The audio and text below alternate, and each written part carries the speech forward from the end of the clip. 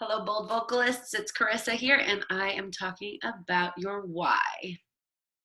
Da-da-da. Why? Why do you sing? Why did you start watching this? Why? What's motivating you?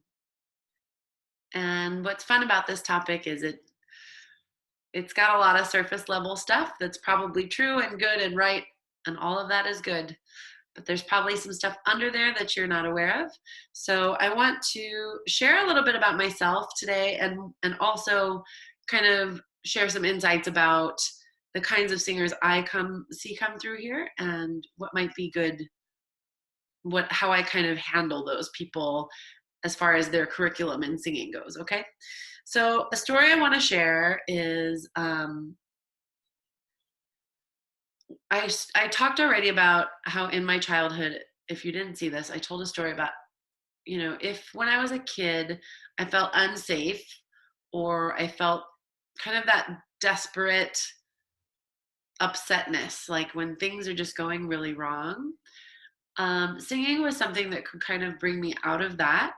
And it could also, it made me feel like I could be heard, like my prayers would be answered or my pleas would be answered. Okay, so that's always been kind of my why, is to be heard, to feel safe, but also to create. And then at some point, I think very, very young, the dream was given to me that, to be a great singer, you'll be this like celebrated artist with lots of money and lots of glamour and lights and sequins and fame. And honestly, I've had a lot of that in my life, on a smaller scale, of course, and it's been freaking fantastic.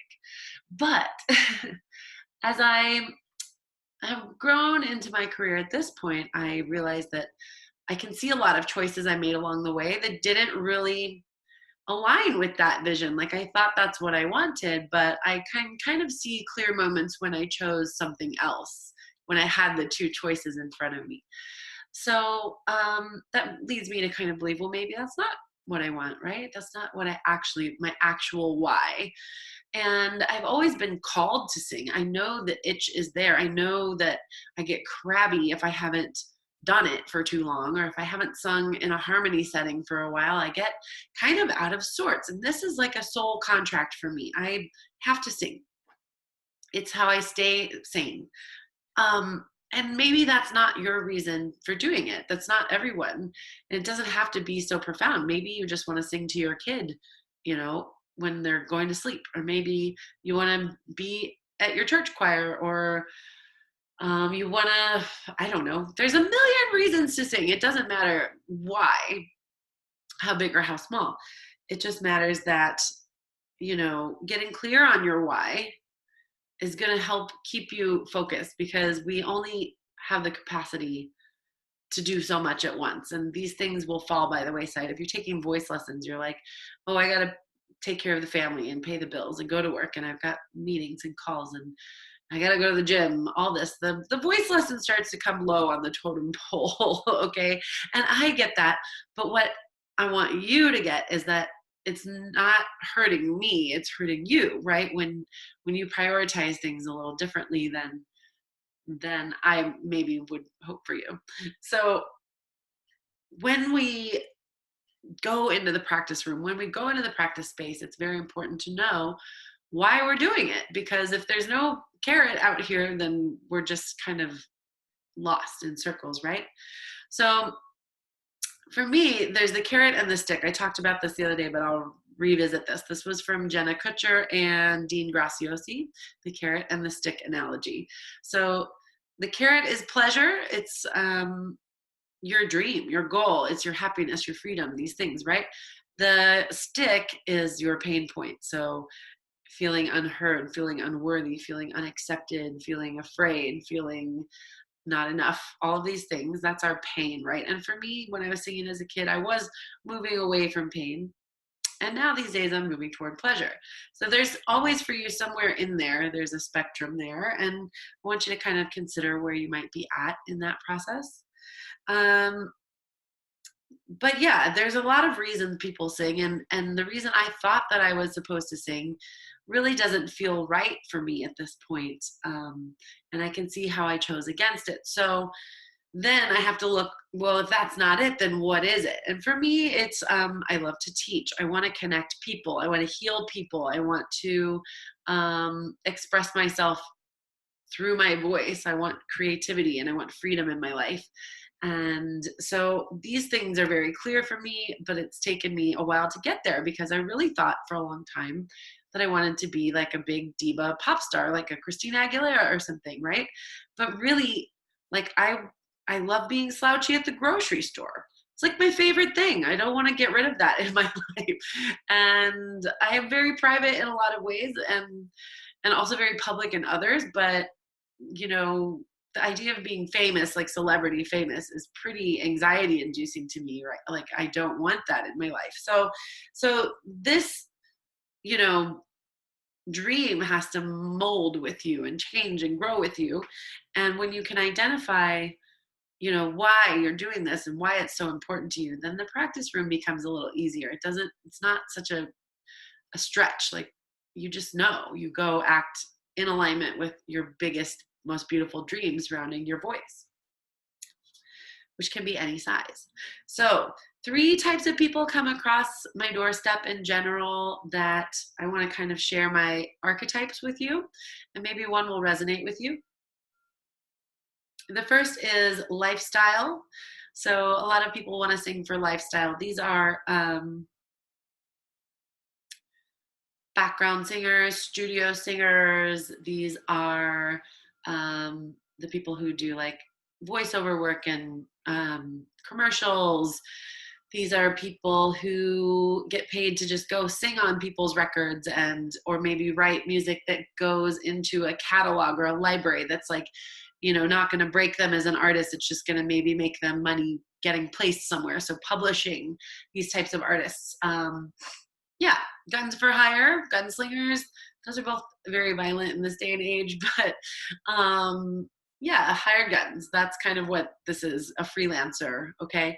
So this kind of work, you can go anywhere from just like, I've had work singing an Alanis Morissette song, replacing some of the words for a toe jam. No, like toe fungus medicine. Like I got hired. This is singing life. So I sang a toe jam commercial essentially, all the way up to like getting offers to tour with acts as a background singer. Okay. So that's the kind of the lifestyle. And that's what I call those people. They're comfortable being behind the scenes a bit. They're comfortable not being in the spotlight 100% of the time. They're supporting cast, but they're super important, super integral, oftentimes more skilled and more talented than the main act in some ways, because these people are going to really value a particular skill set, like sight reading, for example. If you're a studio singer, it pays to be able to sight read because the quicker you can digest and repeat music back, the more money you're going to make and the more you're going to get hired because those studios are rented by the hour, right? So that's the lifestyle musician. The next is the luxury musician, which is the, you know, super glamoury J-Lo, Rihanna, Bon Jovi. That's a very dated version of a pop star male. I don't know. I'm not up to date on my male pop stars, but you know, just the the lifestyle we think of when we think of that, you know, that diva dream, the jets and the lights and the sequins. And so that singer is going to want to also really focus on chops. You've obviously got to be at a certain skill level to get that far. You're also going to want to focus on your like timeliness and professionality, because those kinds of singers, we don't want to be the kind of diva that people don't want to work with, right? So it's like, plan ahead if your makeup takes 2 hours because you need to be on time for this gig and show up professional. So, you know, kind of working on the organization, the planning ahead, because sometimes, you know, being that personality, it takes a lot of hair and makeup and wardrobe and some effort, right? These things are going to be kind of high maintenance. I would also suggest that this kind of singer gets pretty good handle on how to handle their money as a singer, because if you're wanting this lifestyle of luxury, where, you know, you can afford the nice clothes, and you can afford the image, and you can be free to not have a job and let singing be your job and all these things, and to like really dedicate yourself as that kind of artist that's going to take it that far, then you're going to need to know how to run a small business that is your own business, that is you, but you're not the business, just like you're not your voice, but you are very important to it. So learning how to manage your money, right? We don't want to get big opportunities and then just waste all the money. The next is the legacy category. The legacy levers are some of my favorites. I'm a little bit of each of these, and you might be too. I am definitely a legacy lever. These are our teachers, these are our songwriters, our grandmothers, our storytellers, right? So these are the people who feel called to sing and maybe don't understand why. Like, I don't know why I want to sing. Especially some of them get the call to sing later in their lives.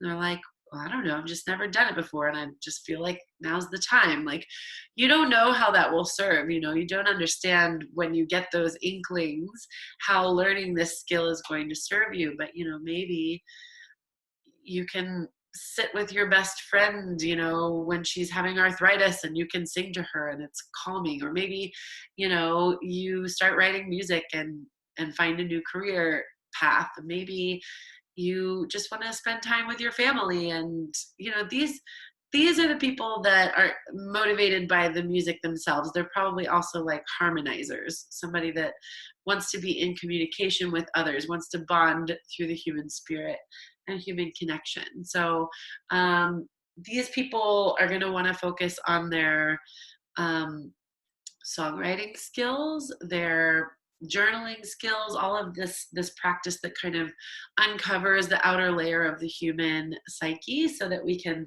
really dive deep and leave ourselves a legacy, be it in the form of songs or being it in the form of a memory, like my grandma used to sing to me. I remember it was so lovely. Or in the form of maybe some actual activism. Maybe your voice becomes powerful enough that you feel empowered to make some real change in the world.